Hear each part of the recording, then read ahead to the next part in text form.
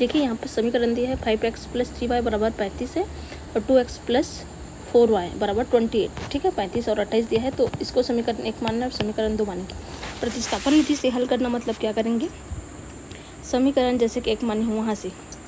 ठीक है, या फिर इसको समीकरण दे सकते हैं, फिर चलिए दे दीजिए इसको समीकरण 1, इस समीकरण 2 है। ठीक है, अब क्या करेंगे, समीकरण 1 से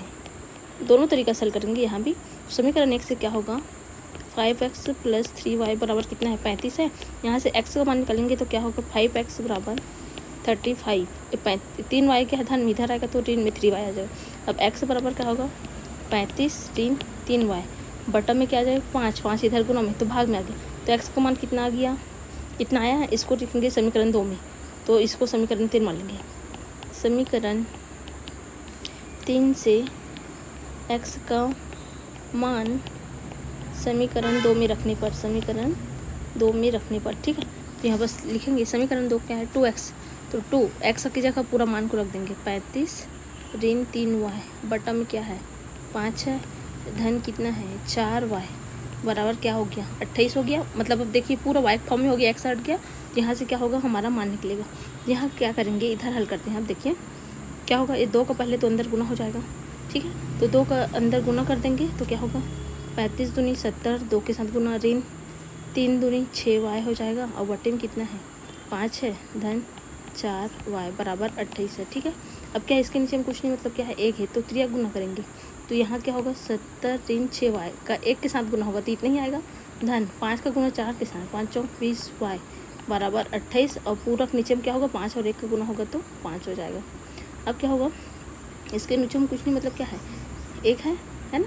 इसकी ज़रूरत नहीं है, 5 क्या है भाग में इधर जाएगा तो गुना में आ जाएगा। ठीक है, तो 1 लिखने की ज़रूरत नहीं है यहाँ पास,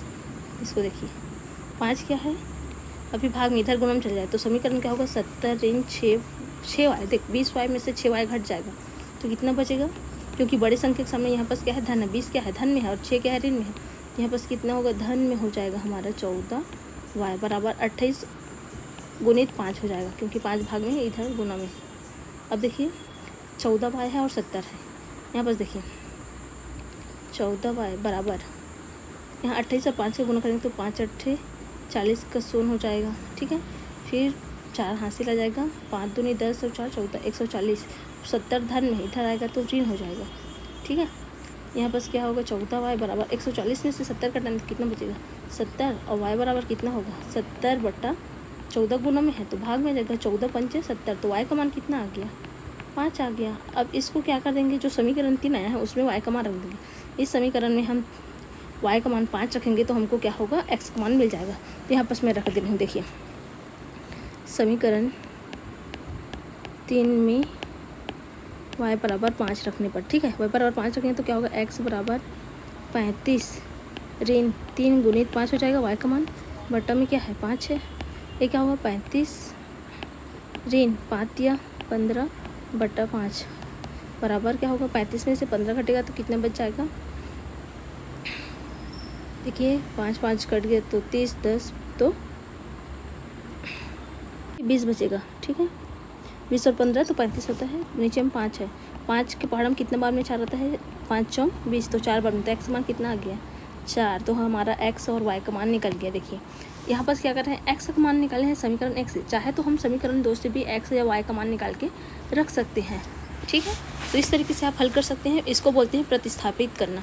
एक मान को निकाल करके दूसरे समीकरण में रख दिए हैं। विलोपन विधि से अगर इसी सवाल को हल करना चाहते हैं तो उसका लिंक मैं डिस्क्रिप्शन बॉक्स में दे दूँगी, आप जाकर चेक कर सकते हैं। Thank you watching my this video.